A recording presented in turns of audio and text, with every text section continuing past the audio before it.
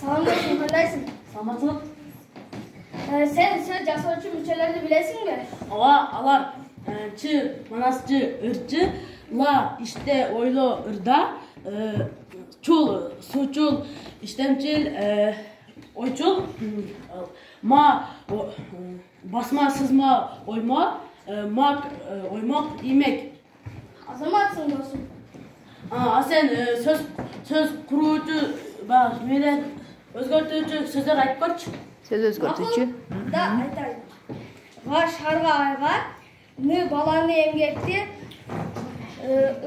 аты малы үйү, с энеси апасы эжеси, сың мугалимсиң адамсың, анысы меники. Макуланда досум, экинчи сөздөн чыкпайт деп ойлойм. Макул,